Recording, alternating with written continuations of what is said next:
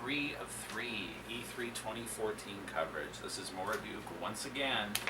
I'm joined here by my special guest Starry Night from the After Dark Screensaver collection. If you don't remember that, if you're old enough to remember that, you know, I really wish they made a newer version of After Dark, but you're not here for that. You're here for E3. You hear me rambling, all 5 of you out there, but thank you for watching anyway. I'll talk a little bit about Nintendo, what they announced in their Direct, what they announced after the Direct, the post-Direct announcements, and a smattering of miscellaneous stuff at E3 that caught my eye, so I'll get into that. With Nintendo, the Robot Chicken intro was cute, as well as their other segments interspersed throughout the Direct with Robot Chicken. That was kind of cool. Then we go into the awesome Matrix-style fight between Iwata and Reggie Fils-Aimé. That was kind of cool. And I wrote here, their presentation is slick in whatever they do. I'll give them that. I mean, yeah, Nintendo they need to make more stuff for their systems, but whatever they do is genuinely pretty good. I have to give them that. And it's pretty much, they've pretty much accepted the fact that they're not going to get as much third-party support as they used to.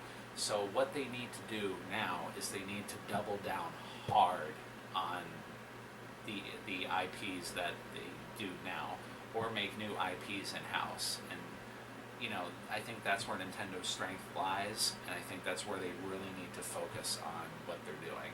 It's like, okay, you don't have Madden, you don't have stuff like that anymore, so go with what makes you really strong and go into your first-party stuff. And they kind of did that for the most part.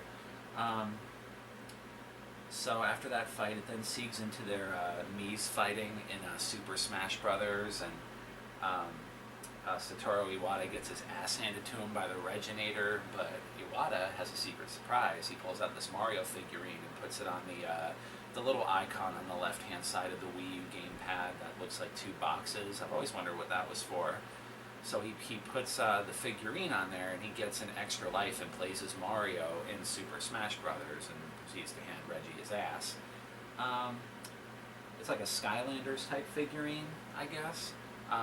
Reggie actually goes into more detail about it, how they're called amiibos, and they're going to have more characters released. What it does is there's like a chip inside of the figurine, and you put it on your controller, and you can import as well as export your fighter statistics if you wanted to take them over to a friend's house or something like that. You know, I don't know how that's going to work, but we'll see what happens with that. Maybe they'll add more features to that as well. Then Masahiro Sakurai goes on to talk about how you can import your Miis, but you simply won't be importing them. They actually have 3 different classes you can assign to your Mii, so they don't have just like generic. They don't have like generic fighting abilities or anything like that. These 3 are going to be a brawler, a sword fighter, and a gunner. So depending on like if you want to do close range combat, long range combat, you know, you want to mix it up a little bit. I thought that was pretty cool. Yeah, they each have their own special Smash moves as well. The 3DS version of Smash is almost done due to extensive debug testing. Plenty of mini-games will be included. They showed a little reel of the mini-games. Everything's going to be in there. And I wrote here, if only all video games were released this way. Extensive bug testing. Sadly, we live in a time where you're not really going to hear that from anyone other than Nintendo. If only everyone did that, you know?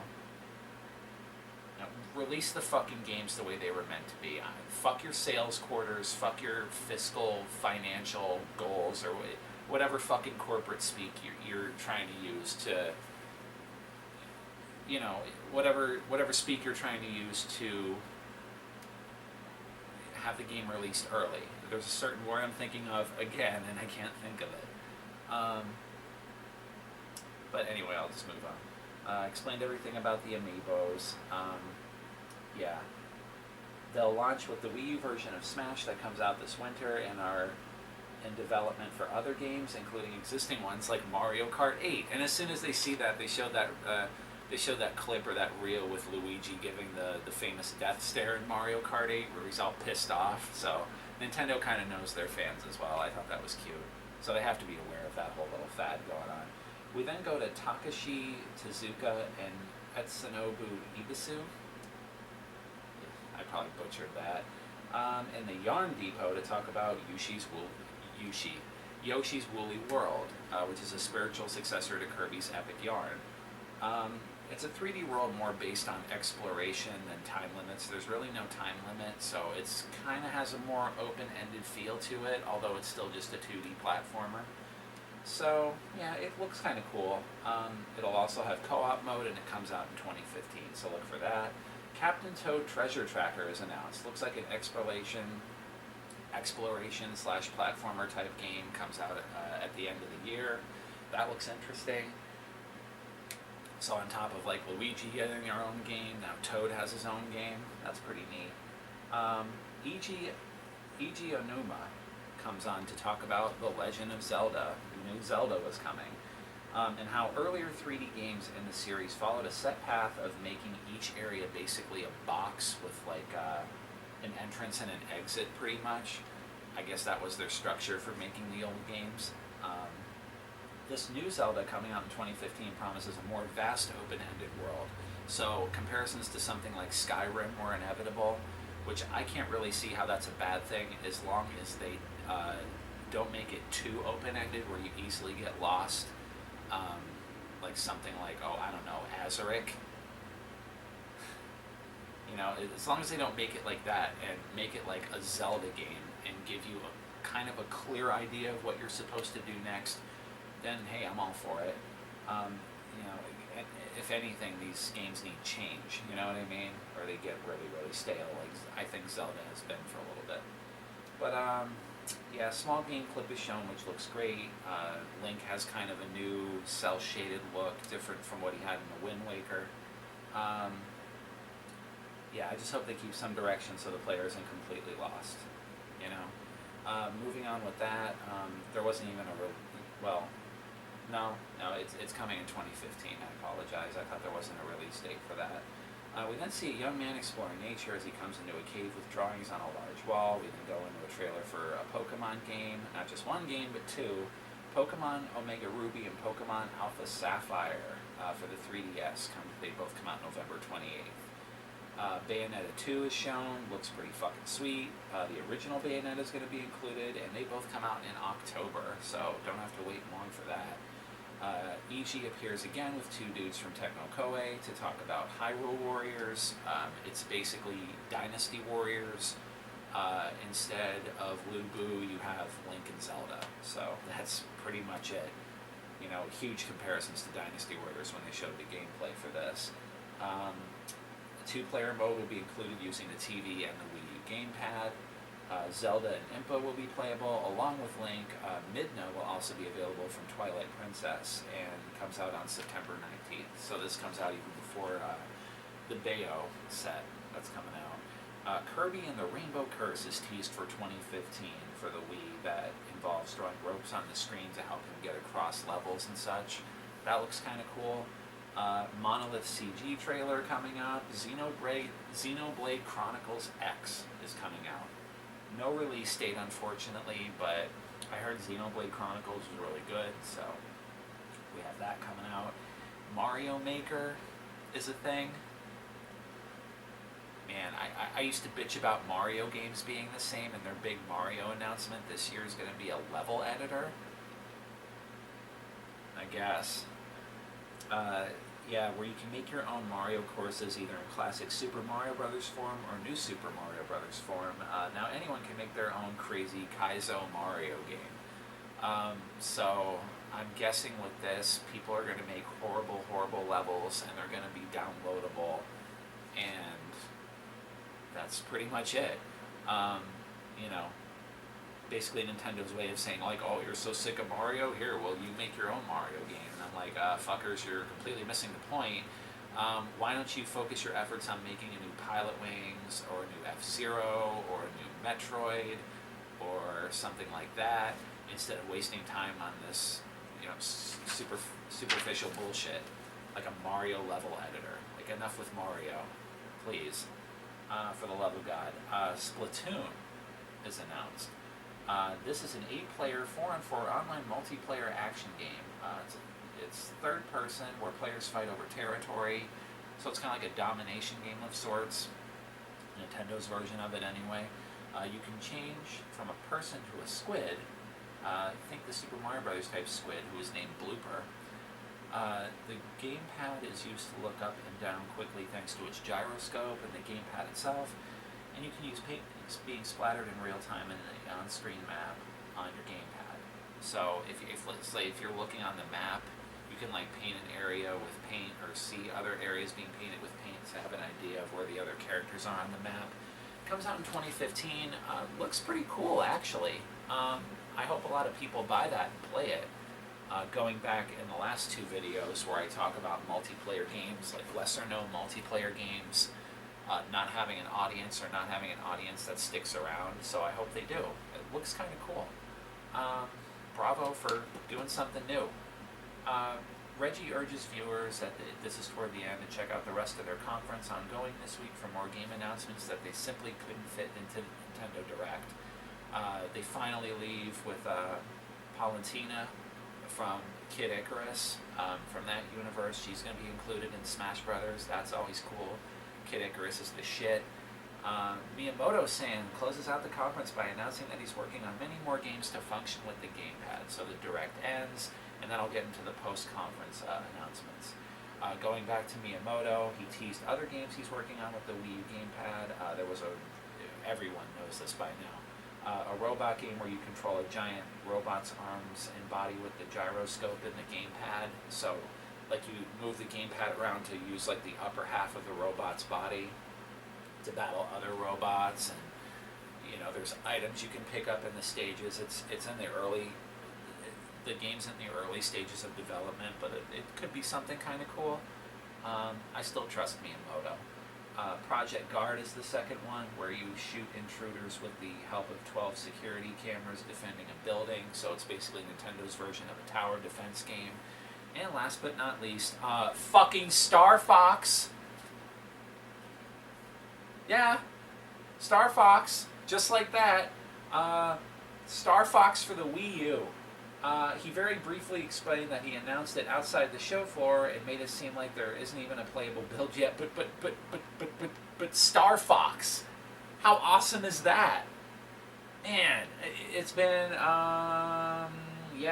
Reminder that the last game was Star Fox Command for the DS in August 2006. We haven't played a Star Fox game. Like, the last Star Fox game to come out anywhere was before the PlayStation 3 came out. So, 6, 12, 8 years? Man, talk about long overdue for a new Star Fox game. It's just so great to see a Star Fox game. There wasn't a lot of it shown. I watched a video on IGN's channel. IGN explained later on with the Star Fox game that they definitely want to make the game. It's not a tech demo. It's not a fluke. It's not, hopes and dreams being shattered, I hope.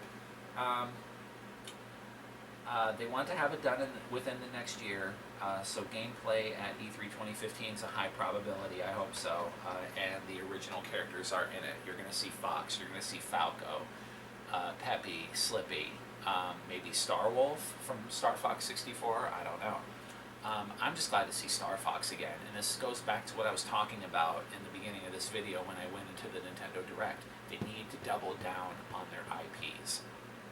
That's why I mentioned I want a real Pilot Wings game. You sure as hell can make a Pilot Wings game for the Wii U gamepad. I mean, Pilot Wings for the Super Nintendo was fun. It was basically a tech demo for Mode 7.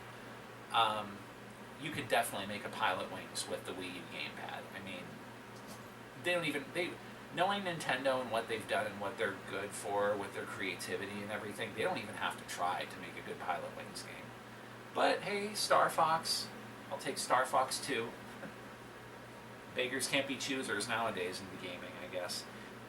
The majority of E3 Treehouse coverage, which is like the coverage they did after the Direct for the remaining days of E3, they showed more in-depth information and footage of Hyrule Warriors, Splatoon, the new Xenoblade Chronicles, don't know why I keep saying Xenoblade. I heard you Braid Runner. Got the wrong guy, pal. Mario Maker and Super Smash Brothers to round out the Treehouse coverage. The most interesting part of all of that was an extended interview with Miyamoto. He went more in depth or in detail with his projects that he's doing. Let's see. Project Giant Robot shows the cockpit of your robot while you control the upper body of the robot itself with moving the gamepad. You can fire lasers with the A button. So it's kind of in the early stages, but what I see looks promising. I mean, like I said, I trust Miyamoto.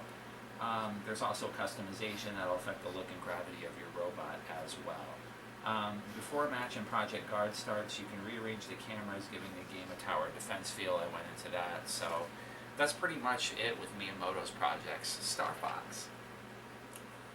Definitely looking forward to Star Fox, seeing more of that, and I might actually get Super Smash Brothers for the Wii U when it comes out. I mean, if you have a Wii U and you're not getting Smash Brothers, like really, why did you buy a Wii U in the first place, right? I'm just getting that for like the online play. I'm really interested in that, and I may have like a couple other friends lined up who are going to get a Wii U probably just for that game. Because we used to play the older Smash Brothers back in the day, like Melee on the GameCube. Oh my god, we used to have fucking like 10-hour Smash Brothers sessions. We used to play all through the night. Really, really good times. So some of my playing with those guys are some of my favorite gaming memories ever. So really looking forward to that. First post direct Nintendo like third-party game, I guess you can say, is Devil's Third. This was by Tomonobu Itagaki, who's famous for the Dead or Alive games and Ninja Gaiden. It's his first new project since leaving Tecmo, which is a Wii U exclusive. It's a modern shooter with different elements, including hack-and-slash action from Ninja Gaiden and melee and brawler elements from Dead or Alive, the two games he's worked on. No big surprise there. An intriguing trailer shows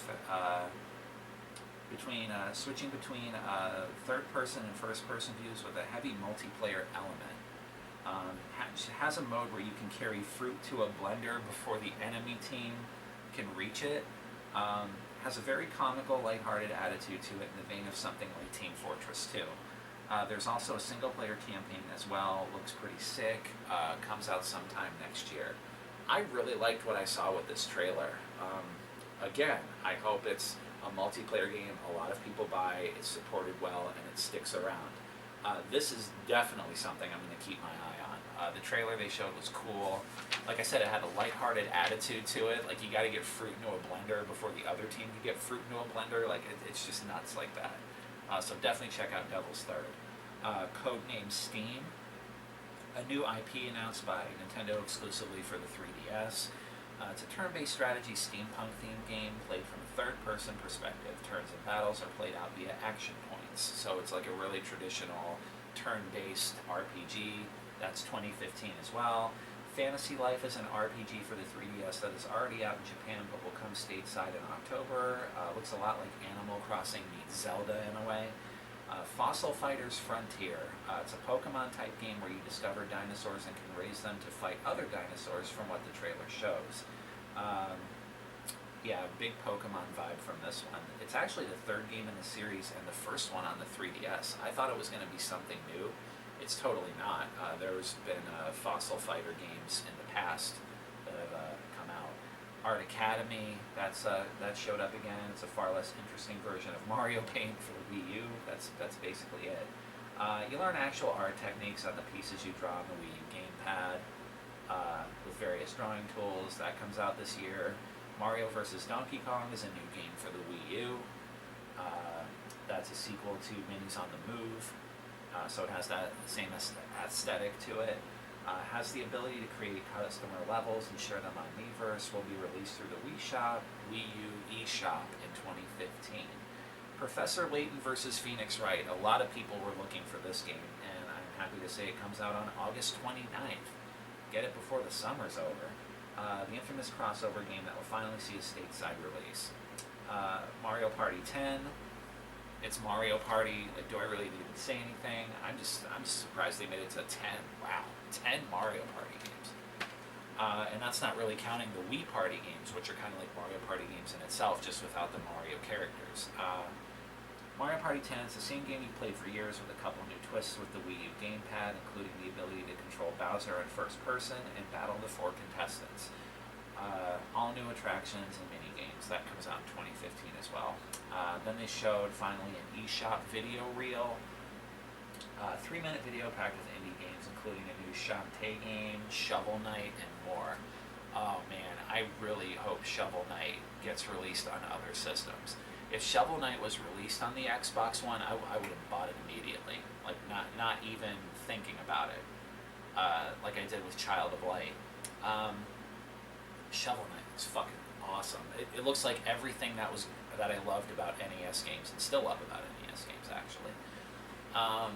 Hopefully that gets another release soon, but if you have a Nintendo platform, or you go on Steam, get Shovel Knight. Looks really, really sick. And finally, to close out Nintendo announcements, Pac-Man will be a character in the new Smash Brothers. They showed a quick trailer of that. And also, to note, hints of Mr. Game & Watch. Is Mr. Game & Watch coming back? Because at the very end, Mr. Game & Watch showed up next to Pac-Man. So is he going to be back as well? Because me and my friends love using Mr. Game & Watch as like a gimmick character in Smash Brothers Melee on the GameCube. So we'll see what happens there. But yeah, that's Nintendo. Pac-Man may seem a little out of place in Smash Brothers. I kind of thought of it at first, but Namco, I guess, had some they had some say in shaping how Smash Brothers came up. I don't know exactly what Namco's involvement was in the development of the game, but knowing that kind of makes a little more sense. And there's a screenshot out there that shows Pac-Man, Mario, and Sonic in the same like promo shot for the game. And wow, when you sit back and think about that, especially if you're a gamer since the old days, the NES days like me, that's really something to see. Pac-Man, Mario, and Sonic all in the same game.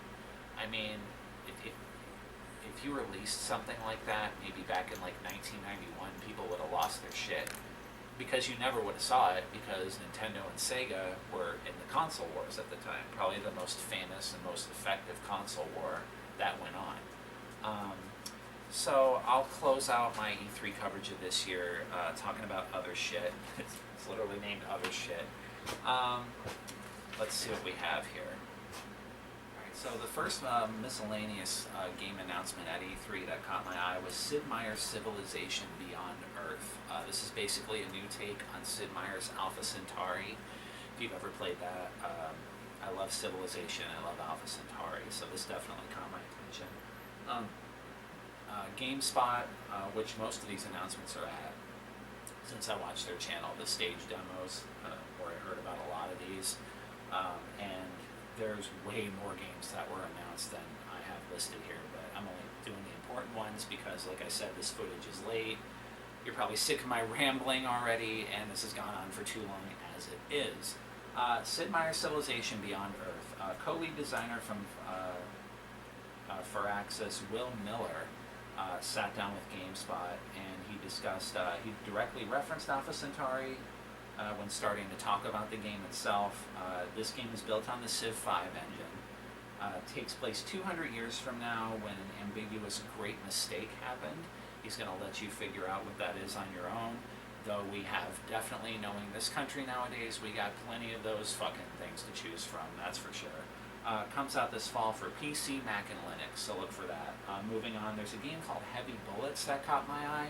This is a retro roguelike designed FPS that looks cool and has fast movement, which is great to see because, you know, going slow and moving like molasses that Halo made famous, and Call of Duty and stuff like Battlefield copied, like it gets old, man. Sometimes you just want to fly around the map like Quake style or Unreal Tournament style and, you know, blow fuckers up with like these, you know, ridiculous weapons and stuff like that. But you have money that can be used at various vending machines for items. You start with a pistol that can only shoot one bullet at a time, but it can be upgraded later. I thought that was interesting. Most enemies only die in one shot in the beginning, so it kind of evens out. Yeah, so placement around rooms and other strategy comes into play. It's available now on Steam Early Access for PC, Mac, and Linux. So early access, it is in the early stages, but that's something to keep an eye on as well. What else can I plug here? Fantasia Music Evolved, I'll go into a little bit of that. Jonathan Mintz, the senior designer at Harmonix, talks about the co-op element of the game, where two people, they can play at the same time and can manipulate objects on the screen, like taking turns coloring in or dissolving cubes and other shapes, like going along with the music. That's pretty neat if you're into that kind of stuff. Comes out on October 21st for the 360 and the Xbox One. No plastic instruments needed, thank God. Moving on, MX versus ATV Supercross. If anyone remembers like the MX or ATV games, like I remember playing ATV Off-Road Fury for the PS2. Those are pretty fun games. I believe Rainbow Studios made those. I don't know if it's Rainbow this time, but if you really want to go back, one of my favorite series of games on the PC is the Madness Racing series. If you remember the Microsoft published Monster Truck Madness, Motocross Madness, and there was also Midtown Madness. I loved those games. And I know Rainbow Studios made Motocross Madness 2, which is one of my favorite PC games, and they went on to make the ATV Off-Road Fury games. And eventually MX versus ATV grew out of that. So that's how I come back to this. So that's why this caught my eye as well. Let's see. Yeah, 3 years since the last game. This will launch on PS3, 360, PC, Mac, and Linux on August 7th. So that's pretty much right around the corner. Guilty Gear XRD Sign was shown. It's Guilty Gear. If you ever played Guilty Gear, it's a Guilty Gear game. Comes out this holiday for PS3 and PS4. Tetris Ultimate. Alexei Patnov was there himself for this stage demo. He was there. It was the first time he was at E3 in 6 years. Comes out from Ubisoft on PS4, Xbox One, and PC later this year. Contains online modes, versus modes, single-player modes, and more. 60 frames per second at 1080p, 5 types of power-ups. I hope fucking Tetris can run at 60 frames per second at 1080p. If it doesn't, you got some real fucking problems. But Tetris, I mean, you know, it's Tetris. You know, it's fun to play Tetris once in a while. I still think the NES version is the best, simply because I grew up with that version, but could be interesting, especially if they, you know, release it at like a discounted price. Like I'm not paying $60 fucking for Tetris. Maybe I'll pay like 10 or 15 for it, but that's it. So we'll see how that goes. Lego Batman 3 was announced. Beyond Gotham has new modes, new suits, and new characters from the DC universe. The story picks up where Lego Batman 2 left off. The game clip shows a section of the game that is a resogun, like 2D side-scrolling shooter with kind of like a 3D background or 2.5D background, whatever you want to call it. That comes out on PC, 360, and PS3. Or I'm sorry, I got ahead of myself. That Lego Batman 3 comes out on all modern platforms. So if you have a platform, chances are you're going to get to play Lego Batman 3. Borderlands, the pre-sequel, on the other hand, comes out on PC, 360, and PS3. It's a prequel to Borderlands 2, but it's a sequel to the first Borderlands, I guess, so it's Borderlands 1.5.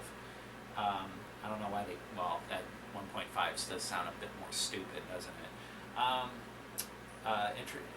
It'll introduce new gameplay mechanics, including anti-gravity, there's freeze weapons, oxygen tanks, which can be used to navigate environments, and perform special attacks. Alien Isolation was also announced. Comes out on PC, 360, PS3, PS4, and Xbox One on October 7th. Looks pretty good, but anything is an improvement over Colonial Marines at this point. If you haven't heard about that dog, check out Marcus Sporatio, Armament 21, who's one of my influences for making videos. He did a context-sensitive review, I believe, of Aliens Colonial Marine. I can't talk. Aliens, Colonial, Marines. He did a context-sensitive review of that game. Search for that on YouTube. It's fucking great. Everything that's wrong with that game, he pretty much nailed. So, I mean, I haven't played Colonial Marines yet. I'm very afraid to, but maybe I will at some point. God help me. Gameplay has a much more of an emphasis on stealth around a crashed ship infested with aliens with the help of the scanner from the second movie and earlier games. So there's more of an aspect this time on survival horror. It looks like pretty much like the movies where, an alien's here, oh shit, we gotta get the fuck out of here before it gets us, you know what I mean? So it looks much more like the environment that was in the movie series, than other games were. So it has that going for it, I guess. I just hope it's not a complete disaster. Moving on, there's Kingdom Hearts 2.5 Remix. Includes the origin story Birth by Sleep, cutscenes from Recoded, and Kingdom Hearts 2. That comes out on December 2nd. Star Citizen, the crowdfunded Chris Roberts project comes to life. Chris Roberts of Wing Commander fame, if you've never heard of him. It's still in the early pre-alpha stages. It's on literally version 0.8, he mentioned in the stage demo. Contains single-seated ships fighting a horde of AI ships, runs on a modified CryEngine, and looks great so far, given the fact it's only pre-alpha, I mean. Looks a bunch like a modern-day Wing Commander, which isn't much of a surprise, since, like I said, he was responsible for the older Wing Commander games on the PC. You can even see your character move the flight stick in a ship's cockpit like the earlier Wing Commander games. I think it was in either 1 or 2 where you can actually see him moving the flight stick around. I always thought that was a neat effect, especially back then. Dark Souls 2 Crown of the Sunken King is the first piece of DLC for the game that seems to be part 1 of 3 of a quest for a game called The Lost Crowns, because they showed 3 different DLC titles that are on their way out. This one comes out on July 22nd, so that's right around the corner as well. Lara Croft and the Temple of Osiris. Lara Croft and the Temple of Osiris. This is actually a direct sequel to the Lara Croft and the Guardian of Light, the top-down twin-stick shooter that Lara Croft was in. I have no idea why this game wasn't in any of the major conferences. Yeah, gameplay trailer shows 4-player co-op in this one as well. And a new temple to explore. The game will change depending on how many people are playing, so it's promises of dynamic switching gameplay, depending if you're playing single player or with 2 people or with 4 people, 3, whatever. Comes out on PS4, Xbox One, and PC. No release date. Samurai Warriors 4 is coming out. 4 years since the last game, and it's also the 10th anniversary of the series as a whole. How about that? Gameplay looks exactly what you would expect from a Musou game. It's Samurai Warriors. It looks like Samurai Warriors, so you pretty much know what to expect if you've played Samurai Warriors or Dynasty Warriors or anything like that. That comes out in October. Oddworld New and Tasty is a modern remake of Abe's Odyssey, built from the ground up, funded from the success from the HD release of Stranger's Wrath. This came from the maker himself. I forget his name. His name escapes me. The guy who founded Oddworld Inhabitants. I forget his name right now. It's on the tip of my tongue, but what the hell was his name? Oh, you know what I'm talking about. It looks really good. Comes out July 22nd for PS4 in the US, July 23rd in Europe. PC release shortly afterwards. The PS3 and Vita versions after that, followed by Wii U and the Xbox One versions by the end of the year. So that's something to check out. Lorne Lanning, that was his name. I thought I had it written down here. They have a small team and are doing conversions of the game to each platform one by one. That's what Lorne said himself. Nosgoth, competitive multiplayer game set in the world of Legacy of Kain. So we're getting is it free? I don't think it's free to play, but yeah, it's a multiplayer only game. God forbid we get another Soul Reaver or Blood Omen or anything like that. We haven't had one. We haven't had a Legacy of Kain game period since Defiance in 2003. 2003. I thought the last Star Fox game coming out in August 2006 was a long time. 2003 since the last Legacy of Kain game. Damn, man, I miss Soul Reaver. That was one of my favorite PlayStation 1 games. But it's set in the world of Legacy of Kain. It's asymmetrical gameplay where the vampires only have melee attacks and the humans have range attacks. So yeah, that sounds balanced right off the bat. Third-person gameplay looks cool, but now I'm depressed because I want an old-fashioned, story-driven, single-player Legacy of Kain game. Me and probably millions of other people.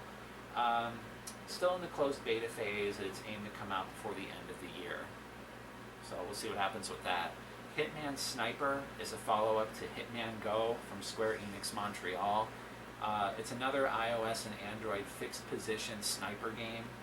Well, not another one. I think Hitman Go is a little different, but that was a mobile game as well. This one is an iOS and Android hand-position or fixed-position sniper rifle. A sniper game with competitive online leaderboards. Claims to be able to be played with one hand. Tap to shoot, and an additional 2 buttons on the screen for controlling breath and reloading comes out this fall. This is what Hitman's been reduced to. Like, this is like the complete opposite of a Hitman game, because the thing about Hitman games that made it so great was these large levels you were in where you go in and you can choose different paths and do different things to take certain targets out in the game. Now we have a fucking sniper game you can play on your iPad by doing this. Come on. Like, do people actually want that? What the fuck is your deal? Stronghold Crusaders 2, new units, better AI, improved graphics, and dynamic on-map events. That comes out on September 2nd. Stronghold was pretty fun. It's kind of like a cross between a city-building sim and a real-time strategy game. So if you've never played Stronghold, definitely track down the very first one. I think the very first one is on Steam and Good Old Games, GOG.com. Definitely look into that, though, if any of those sound appealing to you. And finally, to round out PC announcements, or the miscellaneous announcements, really, I just found out about this and watched the trailer in between making these videos. Postal 2 Paradise Lost DLC. It's set in like a post-apocalyptic world. Comes out this fall, and it's great to see Postal 2 still being supported. I actually played all the way through Postal 2 because it was just funny. It's just one of those games that really triggers like the juvenile part in your brain, well, in my brain at least. And it's just a big, dumb, fun game. You know what I mean? Yeah, it's really cool to see more Postal 2 content. I'll probably have to check that out. But yeah, I think that's pretty much it. Let's see. Square, before E3 even started, said Final Fantasy 15 and Kingdom Hearts 3 were no-shows this year, although they're still being worked on. And yeah, that's really about it. But what I've been doing while I've been trying to make these videos, thank you. Man, if you made it this far, you deserve a fucking prize, because yeah, because there's so much E3 coverage out there, and for you to come here and watch my channel, even for like 5 minutes, means a lot. Like I keep saying in my other videos, just please leave me comments. I read all the comments. Please leave me constructive criticism. If I'm doing something wrong, the only way I'm going to know I'm doing something wrong is if someone tells me I'm doing something wrong, and that way I can correct it and I can make better videos. I'm not going to change who I am, though, so don't look for that. But I'm going to go ahead and stop the C3 coverage because, like I said, I've been rambling quite a bit, but that's the end of it. We're on page 12 of 12. And I like to read on message boards. I'm a member of specific message boards, not like GameFAQs or anything like that, like real good message boards with people that post actual good content. And there was one thing I read from one individual, and I'm going to use that to wrap up this video, and I'll get right into it here. The games industry is naturally very anti-consumer. Games are put out for pre-order months, sometimes years, before you can purchase them. And every effort is made by the publisher and its advertisers to convince consumers to purchase its games sight unseen. DLC and season passes are sold before the DLC is even made yet. Online services and dedicated servers are taken down after a while, and aside from Steam, digital downloads often are lost or expire. And this is all considered normal. No one would think of pre-ordering a TV or a refrigerator, or no one buys a car without a test drive. When you buy a book or a DVD, you don't lose access to its content. Simply, consumers take huge risks and bear significant costs when purchasing games. Does that sound fun to you? I'll leave you with that thought to decide.